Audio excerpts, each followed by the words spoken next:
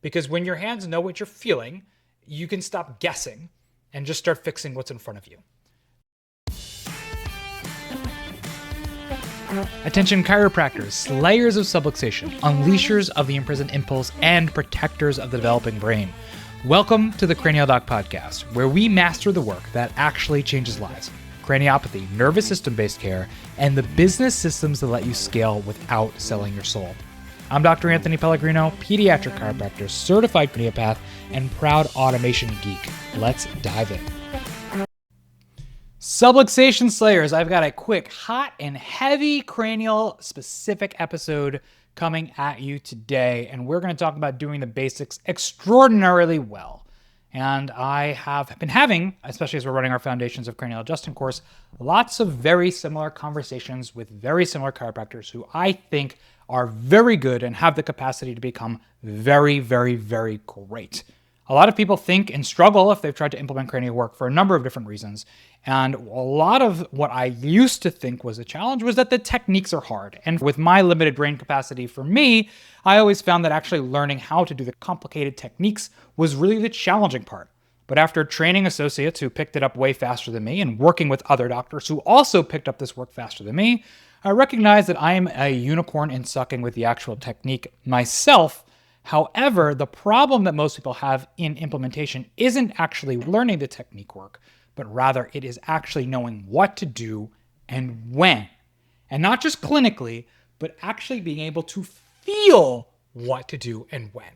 They learn the corrections, they understand the mechanism, they can tell you what sphenoid torsion, what indicators, what symptoms they should be, what the face would look like, but they have no idea when they're putting their hands on a patient, if they're even sure if what they're feeling is real or if they are just making it up. Now, if you have felt that way, listen in. I'm going to, of course, try to convince you to study with me, right? Not try to convince you, tell you that you should study with me. And I'm going to give you some practical steps as well. If you just hit your pain point enough, you want to sign up, it's theCranialDoc.com/training. Join us for our Foundations of Cranial Adjusting course, level 1 and level 2 that is coming up. So, the uncertainty doesn't go away with learning more techniques. It goes away by actually being able to feel things, palpatory confidence. Now, I found that this was a big problem because in my experience, just so you guys know a little bit of my journey, when I first started cranial work, I was obsessed with learning visual analysis.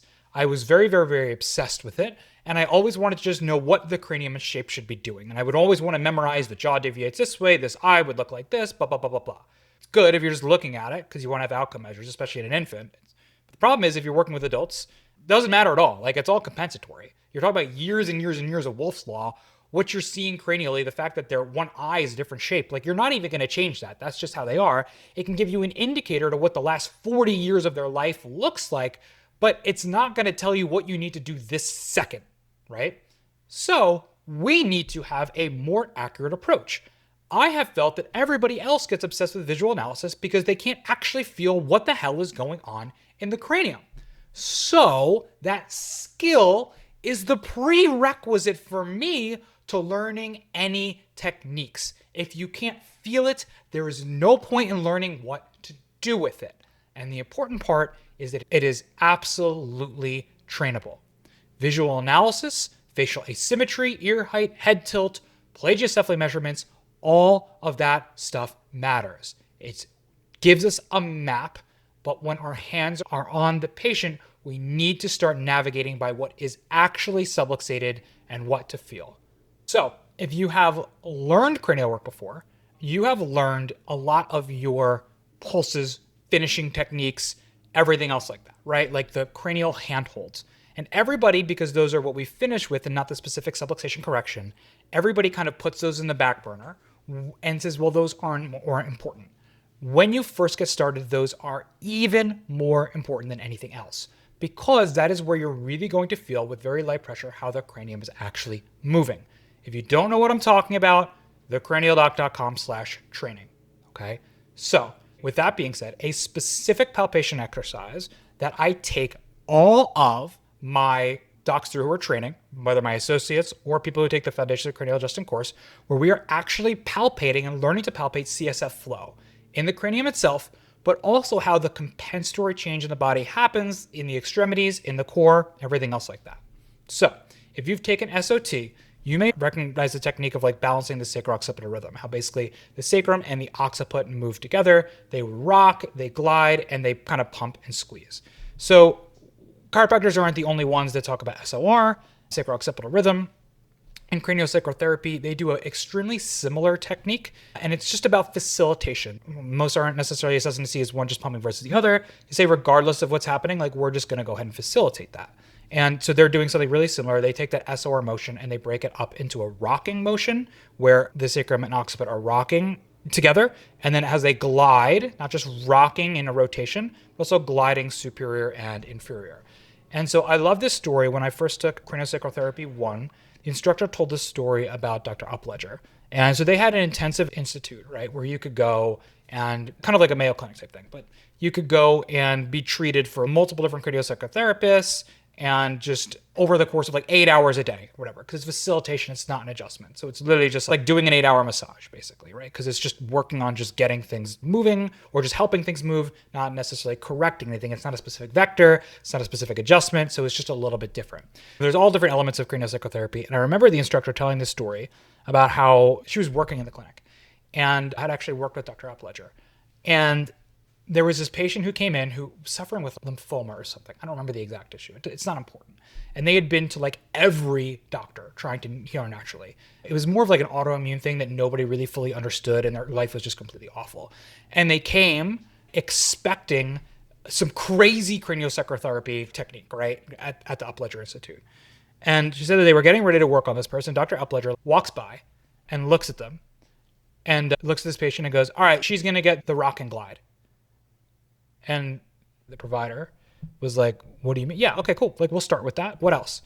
And Dr. Upledger was like, no, not what else? Like, that's what she's doing. What do you mean? They literally just had two providers just on the sacrum and occiput, just rocking it for 8 hours a day. And they had two providers because it was exhausting. So it would just be like one person would just rock the sacrum and the other one would just rock the occiput. And they would just do that. And they would have somebody tag in. So somebody else would come in and like take over the sacrum and somebody else would come in and like take over the occiput. And they were just rotating on this person who was face down for 8 hours a day. And she got these great results at this clinic. I just thought that was so funny because it's like they came in expecting this crazy technique. And it was just literally the thing that you learn day one of craniosacral therapy. He said, just do for 8 hours a day. And in chiropractic, we get all of the specific things, which is awesome in the advanced techniques, but we just use it as a quick evaluation, right? And it's something that we need to be able to palpate and feel because it's so massively important. And if you can't even feel that that's not working appropriately, why would you go to somewhere else in the cranium? So anyway, I'm not telling you you should do craniosacral therapy, and I'm not certainly not telling you that. And I'm not telling you that you should just like rock and glide a sacrum and occiput all day. What I am saying is that we should really be able to feel how CSF moves throughout the body. Whenever I work with any doc who is an associate in my office or coming through our program, the first thing that we build is palpatory confidence so that you can feel and know exactly what's moving and what isn't. So you're not relying on visual analysis. You can use it to support and confirm your findings, but you know feeling, hey, I can feel right off the bat that the left temporal isn't moving and it feels like it's not moving appropriately into internal rotation. So I'm going to use my other indicators to confirm that, but this is a specific correction that I'm going to use for that. Because when your hands know what you're feeling, you can stop guessing and just start fixing what's in front of you. The complexity of the work that we do doesn't disappear. It just stops being overwhelming because we know exactly what to do and we have a pre-post indicator to know that it's actually working. We can feel the system. We feel where it's moving and where it's not. We can feel primary motion. We can feel secondary respiratory motion. We can feel what's driving it and we can feel what's compensating. That information is what tells us where to go and what to correct. Every single patient on every single visit without having to talk to yourself into it.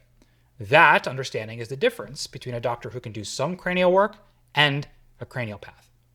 So this is what I want you to do this week. I want you to start practicing either, I think you should start practicing your cranial handholds and not doing it from a corrective standpoint to say what is moving and what isn't. And just start to feel. What am I noticing? What am I feeling? What is going on? Which direction is moving more in inhalation? Is it moving more in exhalation? Is it one side versus the other? In my handhold, which part isn't moving appropriately? Have them go face down. Put a hand on the sacrum. Put a hand on the occiput. Have them breathe in and breathe out. Feel that flexion extension.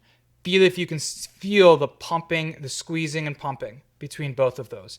That's the difference between primary and secondary motion. The rocking and gliding is secondary motion, and the pumping and squeezing is our primary CSF flow. This is foundational.